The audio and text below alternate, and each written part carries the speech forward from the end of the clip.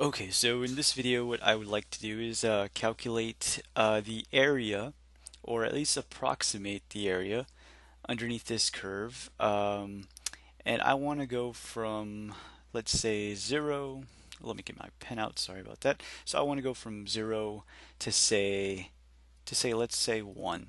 So I'm looking at this region underneath the curve, and I want to approximate the area using, so let me write this down.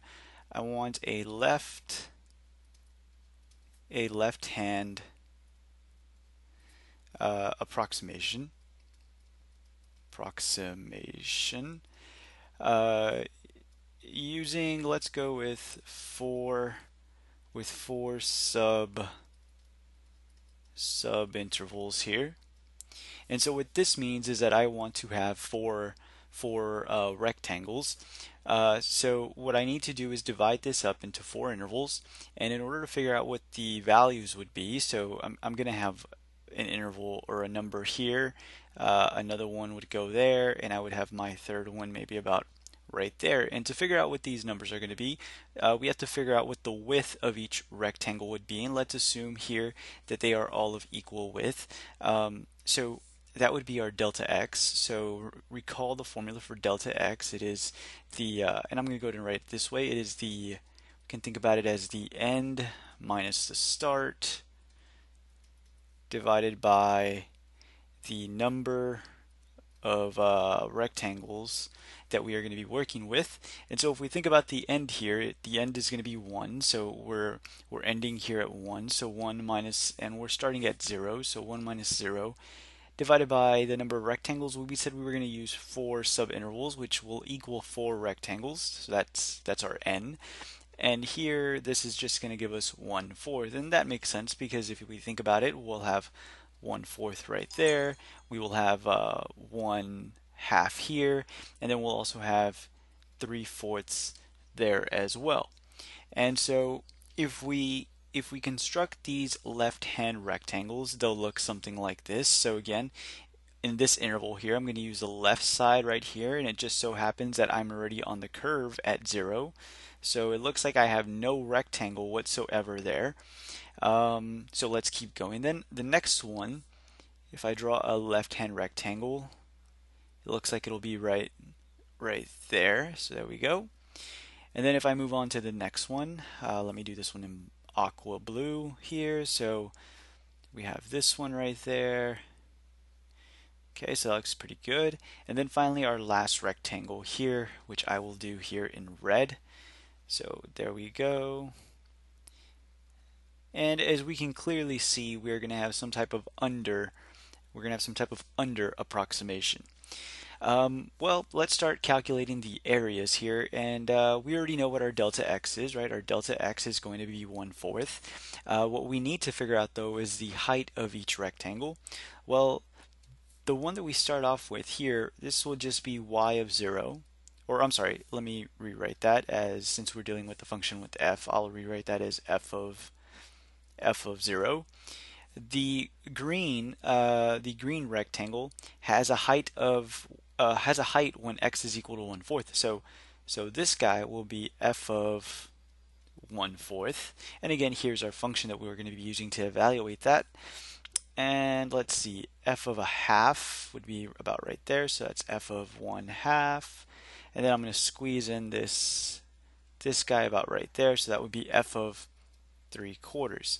So again, it's going to be the length times the width of each rectangle.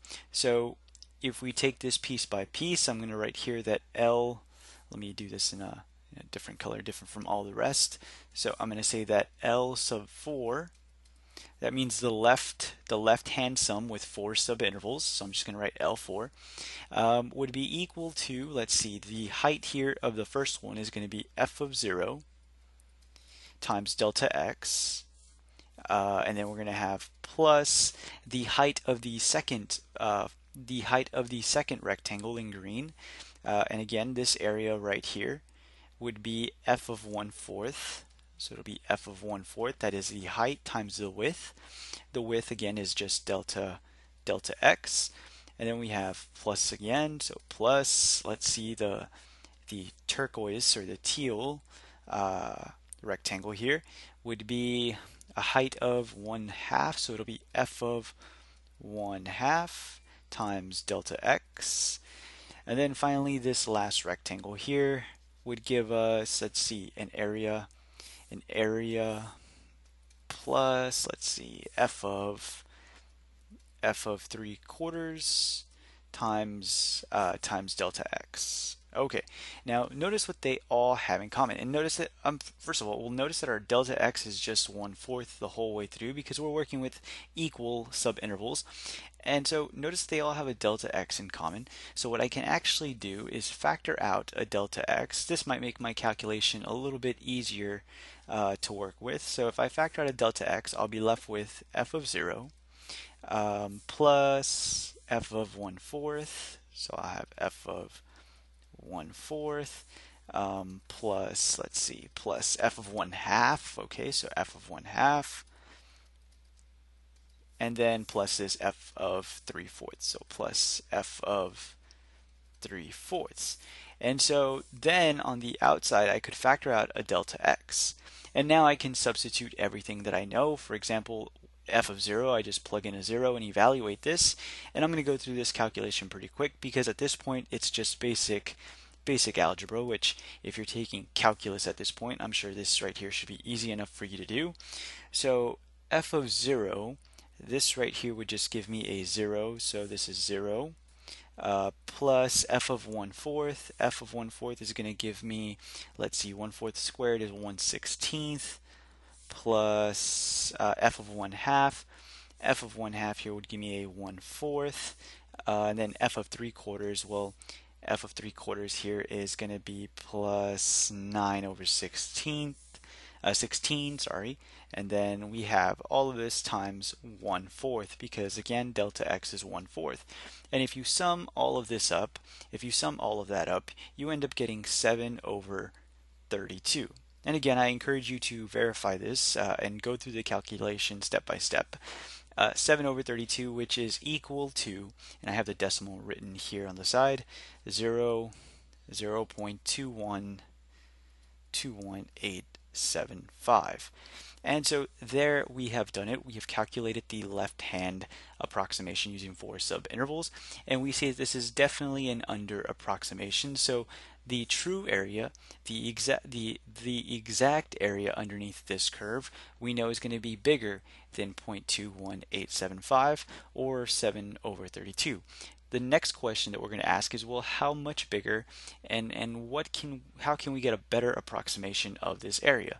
So in the next video, we'll do an over approximation and see how our over approximation compares to our under approximation.